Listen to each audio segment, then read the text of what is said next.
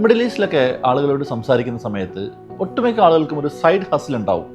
നമ്മൾ ഈ side business എന്ന് പറയുന്നത് പോലെ ആളുകൾ സൈഡ് ഹസിൽ ചെയ്യുന്നുണ്ടാവും. അതായത് എന്തെങ്കിലും തരത്തിലുള്ള ഇപ്പോൾ ജോലി ചെയ്തുകൊണ്ടിരിക്കുന്ന ആളുകൾ എന്തെങ്കിലും തരത്തിലുള്ള ചെറുതായിട്ടുള്ള ചെറിയ ബിസിനസ്സുകളിലൊക്കെ പാർട്ടായിരിക്കും.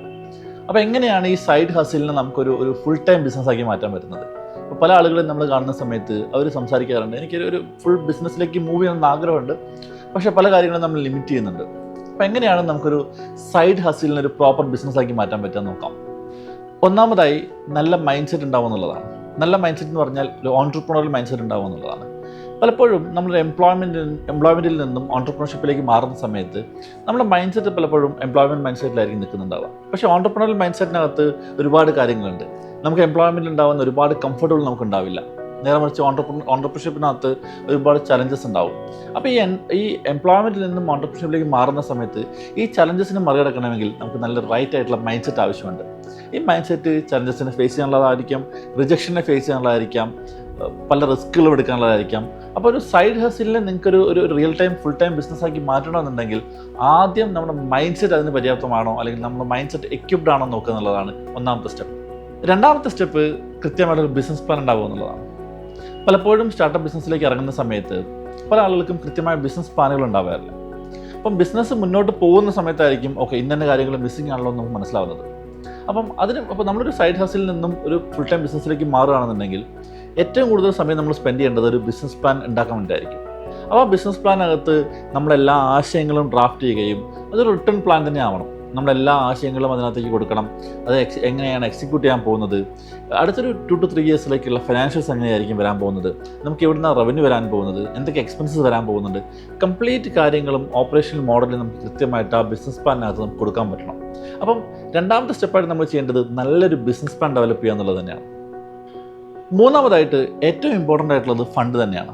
ഇപ്പം പലപ്പോഴും പല ബിസിനസ്സുകളിലും ഇപ്പോൾ നമ്മൾ വർക്ക് ചെയ്തുകൊണ്ടിരിക്കുന്ന സമയത്ത് നമുക്കൊരു ആശയം തോന്നി നമ്മൾ ബിസിനസ്സിലേക്ക് മൂവ് ചെയ്യുന്നു.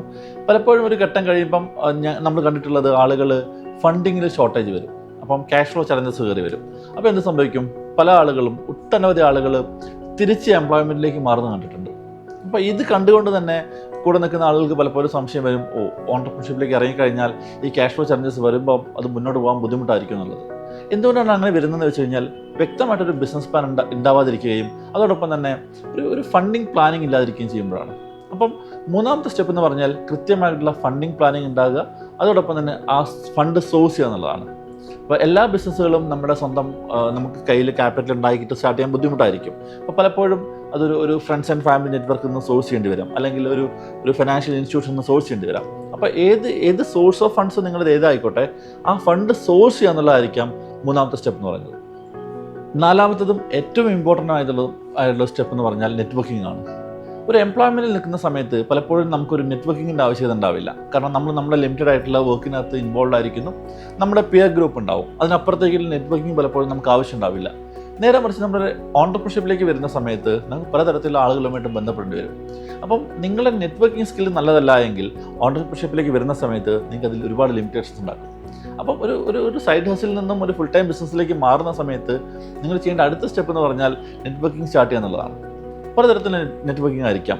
നിങ്ങളുടെ കസ്റ്റമേഴ്സിനോടുള്ള നെറ്റ്വർക്കിംഗ് നമുക്ക് സ്റ്റാർട്ട് ചെയ്യാം, പ്രോസ്പെക്റ്റ് ആയിട്ടുള്ള കസ്റ്റമേഴ്സിൻ്റെ കൂടെയുള്ള നെറ്റ്വർക്കിംഗ് സ്റ്റാർട്ട് ചെയ്യാം, സപ്ലൈസിൻ്റെ കൂടെയുള്ള നെറ്റ്വർക്കിംഗ് സ്റ്റാർട്ട് ചെയ്യാം, നിങ്ങൾ ഹയർ ചെയ്യാൻ പോകുന്ന ടൈപ്പ് ഓഫ് ആളുകളുടെ കൂടെ നെറ്റ്വർക്കിംഗ് സ്റ്റാർട്ട് ചെയ്യാം. ഇതിലെല്ലാം ഒരുപാട് ലേണിംഗ് നമുക്ക് കിട്ടാൻ സാധ്യതയുണ്ട്.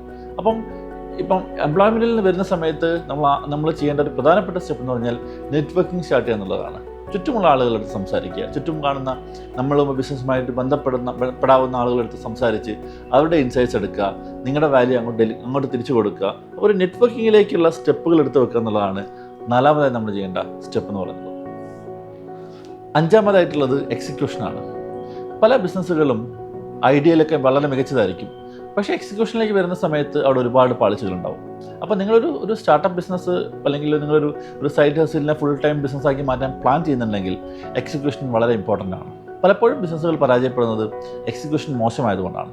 അപ്പം പലപ്പോഴും പല ആളുകളും ഈ പ്ലാനിങ് എല്ലാം പ്രോപ്പറായി ചെയ്യുകയും ആ എക്സിക്യൂഷനിൽ വരാനൊരു മടിയുണ്ടാവും. അതിന് പ്രധാനപ്പെട്ട കാരണം ഒരു ലാക്ക് ഓഫ് കറേജ് ആണ്. അപ്പം ബിസിനസ്സിലേക്ക് അല്ലെങ്കിൽ ഓൺട്രപ്രണർഷിപ്പിലേക്ക് വരുന്ന സമയത്ത് അതൊരു റിസ്ക് എലമെൻറ്റ് കണ്ടുകൊണ്ട് തന്നെ ആ റിസ്ക് ടേക്ക് ചെയ്യാനുള്ള മെൻറ്റാലിറ്റി ഉള്ള ആൾക്ക് മാത്രമേ അത് പോസിബിൾ ആവുള്ളൂ. അപ്പം എക്സിക്യൂഷൻ ഒട്ടും എളുപ്പമല്ല, ടഫായിരിക്കാം, ഡിഫിക്കൽട്ടായിരിക്കാം. പക്ഷേ ആ ഒരു സ്റ്റെപ്പ് എടുത്തു കഴിഞ്ഞാൽ മാത്രമേ, അഞ്ചാമത്തെ സ്റ്റെപ്പായിട്ട് എക്സിക്യൂഷൻ ചെയ്താൽ മാത്രമേ നിങ്ങളുടെ ആ ഒരു സൈഡ് ഹസിൽ നിന്നുള്ള ഫുൾ ടൈം ബിസിനസ്സിലേക്കുള്ള യാത്ര കംപ്ലീറ്റ് ആവുള്ളൂ.